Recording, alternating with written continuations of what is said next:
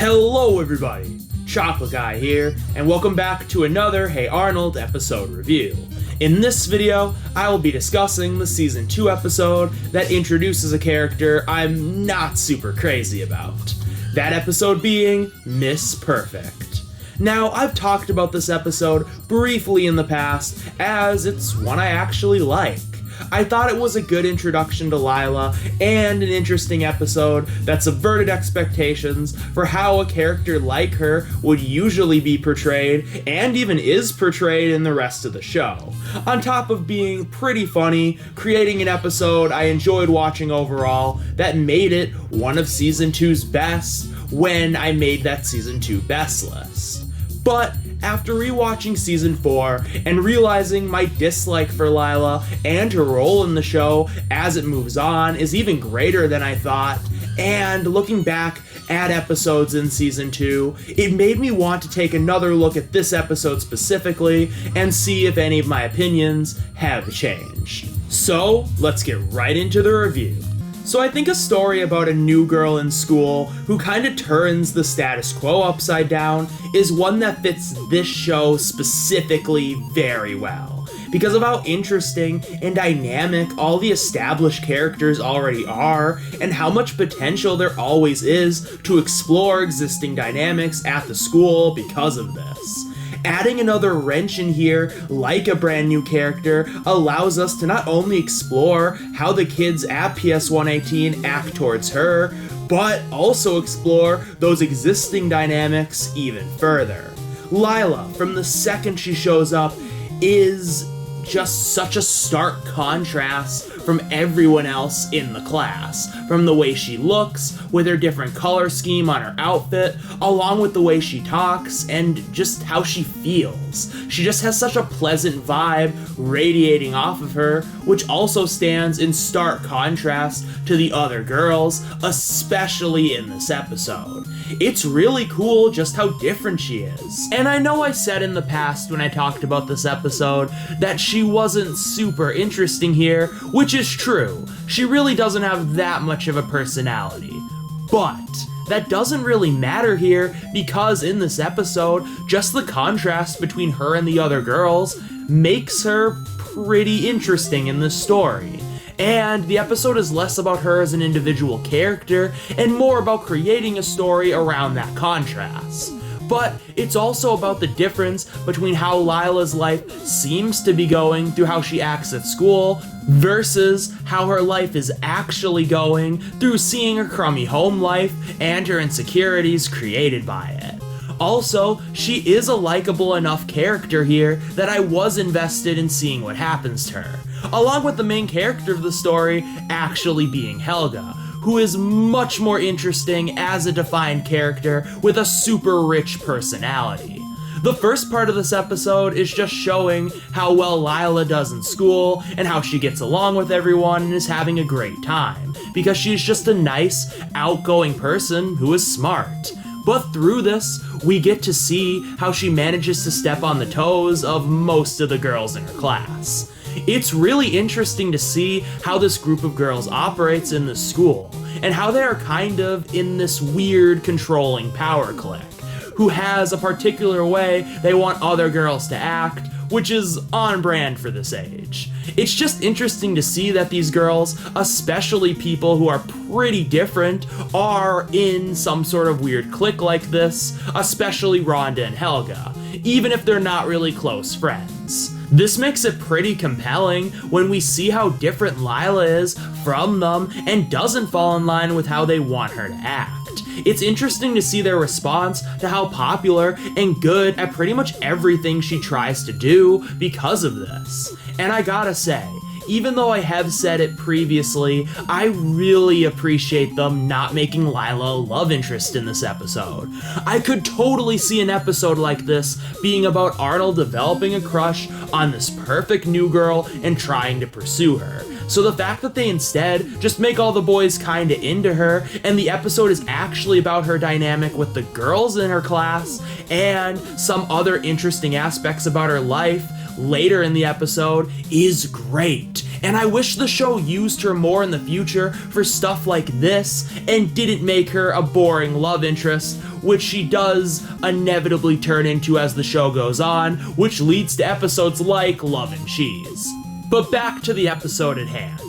The portion of this episode where the girls are trying to do a mean prank on Lila is pretty funny, mostly because of the introduction of Big Patty. She's also not super interesting here, and is such a small part of the episode that I sometimes forget she's even in this one, but I like her role as a weird punisher for Helga.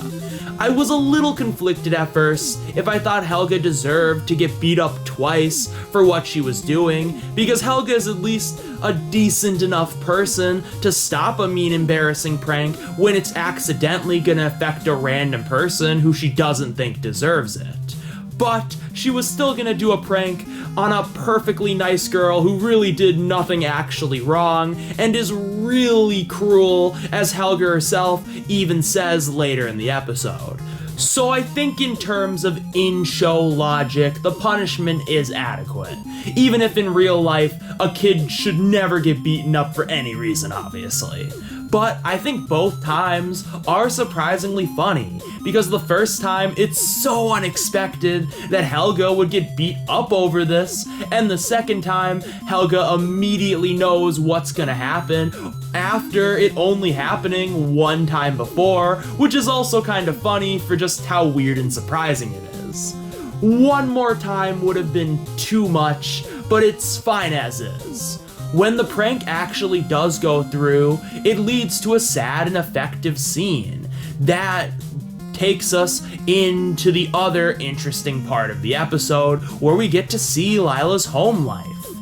I like how the episode shows us that she is low income and doesn't have the best home life financially, which we know from other episodes is very different than someone like Helga and Rhonda.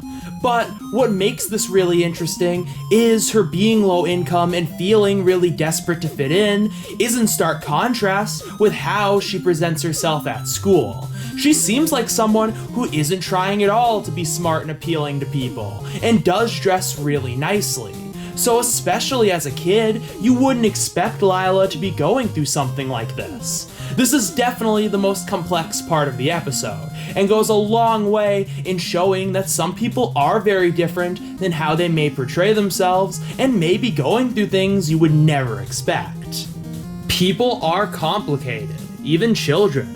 The show does such a good job showing off this topic in other episodes with Helga, but it's really effective here with Lila's situation.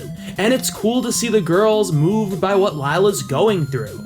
And the episode has a powerful showcase of what it's like to be in a low-income family with a parent struggling to find work and struggling to afford food. This is a very realistic and sad situation the episode demonstrates really effectively in a way that could connect with a lot of children. I will say though, the dad responding "we don't have a can of beans for dinner" because he ate it for lunch does get a chuckle out of me in the darkest way every time, and lives in my brain rent-free. I don't know why that line is just so amusing. I think it's because I never expect him to respond like that, or for that to be the reason why they don't have any beans. It's effective in how sad it is, but it is borderline a little cheesy, which in this example I do actually kinda like. The ending though, where the girls apologize, is a really sweet moment, and I like the ending scene where the girls do learn to appreciate this strange but admirable new girl. So yeah, I really like this episode a lot. It's very effective at showing off the contrast between the already established girls at the school and Lila, along with showing off a very real-world situation and how you can't always tell what even a kid is going through by the way they act all the time. It just does all this in a really stellar way. And once again, it subverts the tropes of what this episode could have been for all the better. But this still isn't one of my absolute favorites of Season 2, and definitely still wouldn't make my top 5. While I like a lot of things here, and appreciate how subversive it can be, this episode at points can still feel a little generic. Someone meets a person they don't like and treats them badly, but then realize there's something more going on in their lives that makes the person feel bad, and then apologizes, and the episode ends on a nice note, is kind of a stock plot in and of itself. And while I think the episode does a lot of really interesting stuff with it, so it's not the biggest deal, I don't think it does enough to make every scene in the episode the most engaging or interesting. While they show off Lila's home life and why she acts the way she does, the episode really doesn't go insanely far with it. The episode has a really powerful portrayal of a low-income family, and they do go just far enough for that part of the episode to still be effective, but it is a small part of the episode in comparison with everything else. And I think the episode could have maybe cut some of the gags with them trying to prank her, so we got to see more of her home life, or even the girls reacting to it a bit more and having a slower change of heart to make the story a little more interesting, or using those scenes to give her more of an actual personality.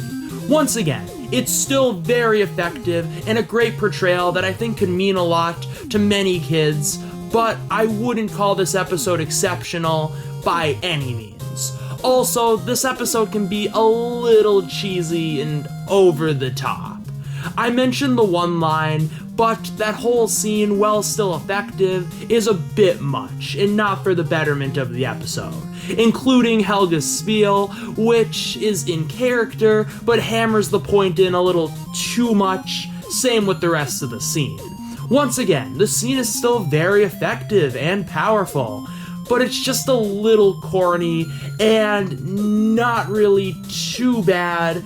But I think that little bit and the story of this episode not being the most developed keeps this one from being as rich of an experience as some of the show's best that also tackle complex situations and issues and give really meaningful portrayals to things that kids can connect with. But this one is still pretty stellar, and a really great episode from the classic seasons for just how interesting, charming, and even for how funny it can be, and you wouldn't see many children's shows at this time tackle the idea of poverty or a kid of poverty trying to be her best self and fit in at school despite her crummy situation.